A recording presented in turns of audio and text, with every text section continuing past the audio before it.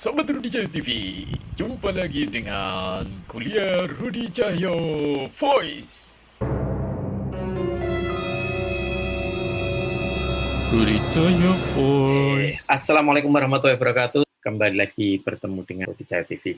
Kita hari ini akan membahas tentang tahap pembentukan tim kerja. Rudi Cahyo Voice. Silakan yang mau bergabung, tuliskan komentar, pertanyaannya silakan tulis di kolom komen di bawah. Yang belum subscribe, silakan subscribe Rudi Cahyo TV.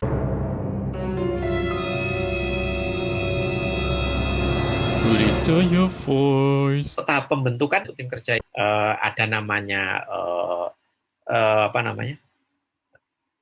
forming, storming, norming, performing, adjourning. Ini ada 5 tahapan perkembangan tim dan ini bentuknya siklikal atau siklus. Apa itu forming? Dalam tahap forming, setiap individu mengidentifikasi kelompoknya. Jadi setiap orang itu mulai tahu, oh ini kelompok saya begini, oh orang ini begini. Nah, itu mulai mengidentifikasi. Termasuk juga mengidentifikasi individu-individunya. Ya.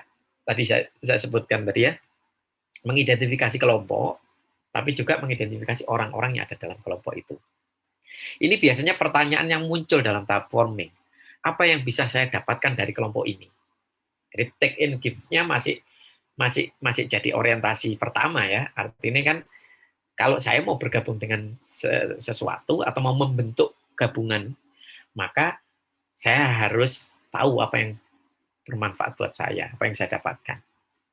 Nah, ini yang saya sebut tadi take and give. Selain dapat manfaat, terus apa yang bisa saya kontribusikan gitu ya. Nah, ini pertanyaan awalnya di situ. Nah, terus selain apa yang didapatkan dan apa yang diberi, maka bagaimana caranya menghidupi tim. Maka yang terpenting di situ adalah adaptasi. Bagaimana cara saya bisa beradaptasi. Ya, bisa hidup dan menghidupi. Saya sendiri bisa hidup dalam tim itu dan tim ini bisa hidup. Nah, itu butuh adaptasi. Tahap forming ini biasa dikenal juga dengan masa-masa orientasi, masih saling mengenal, saling tahu gitu ya. Ketika setiap individu sudah mampu mengidentifikasi kelompoknya, maka tahap forming telah dicapai.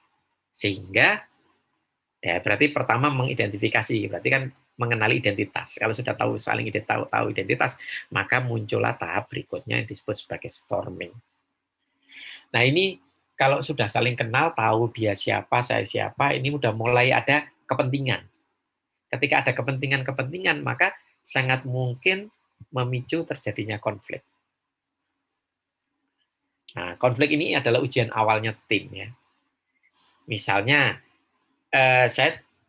setelah saya tahu orang ini, tahu orang itu dalam kelompok atau dalam tim saya, kemudian kita akan jadi saling mengenal perbedaan. Nah, perbedaan ini mulai jadi pemicu ya, pemicu konflik. Bisa perbedaan karakteristik, kepribadian, termasuk tadi saya bilang sudah mulai adanya kepentingan-kepentingan. Jadi termasuk perbedaan kepentingan itu juga bisa memunculkan konflik.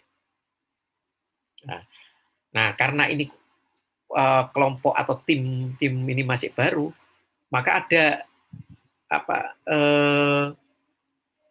perasaan antara individu dan sosial ya, antara individu dan sosial. Saya masuk tim ini belum lama, masih baru, sehingga keindividualitasannya itu masih kuat gitu ya.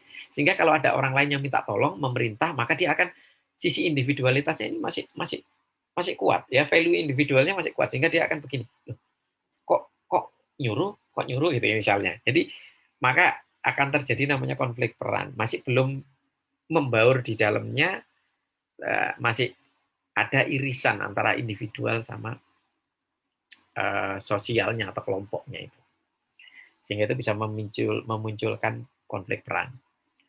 Tahapan ini dianggap dapat dilewati ketika setiap individu dapat menyelesaikan konfliknya. Nah, storming itu adalah konflik dan harus diselesaikan. Ketika sudah selesai, maka akan ke tahap norming. Di tahap norming ini, anggota kelompok mulai merasakan bahwa mereka adalah bagian dari kelompok.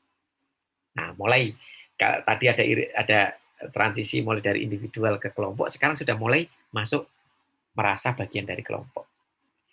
Nah, untuk itu yang tadi kepentingan-kepentingan yang berbeda di tahap storming, ini mulai disatukan, dibuatlah kesepakatan-kesepakatan. Jadi anggota tim mulai mengerti satu sama lain, mencari irisan-irisannya.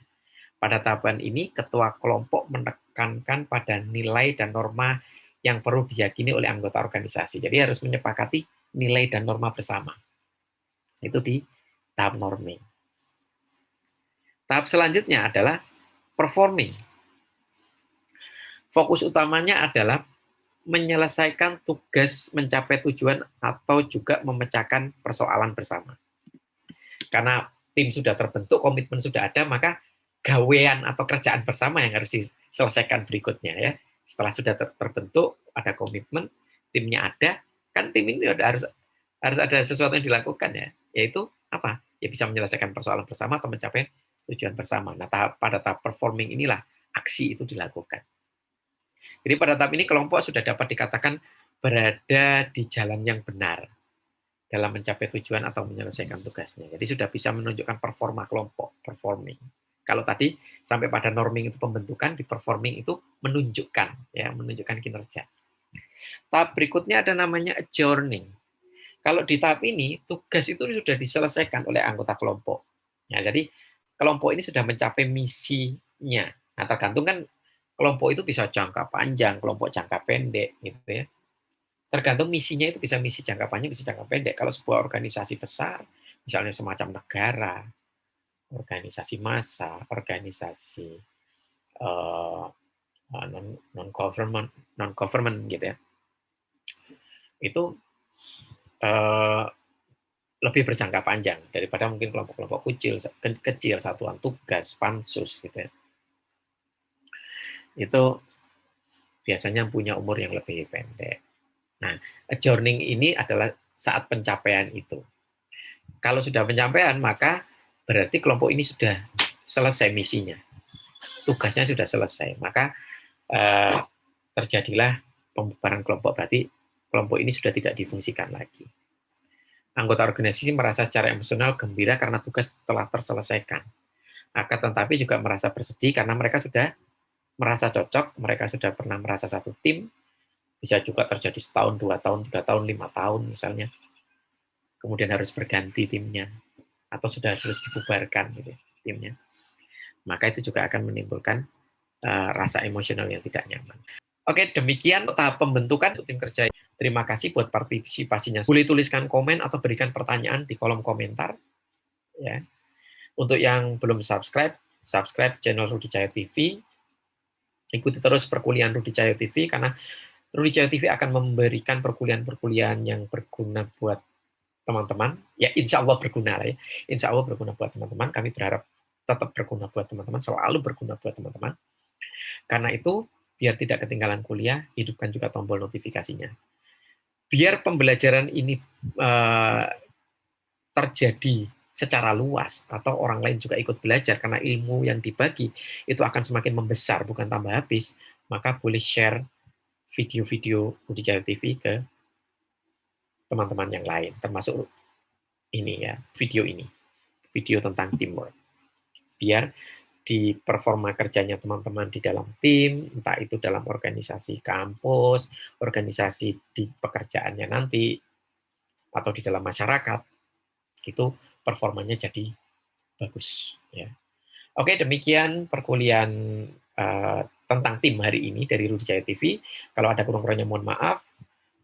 Kalau ada kurangnya, maka ambillah kelebihannya.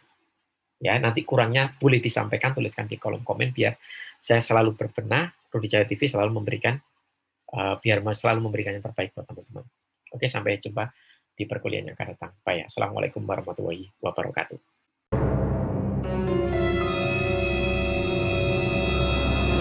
Rudi Cahyo Voice.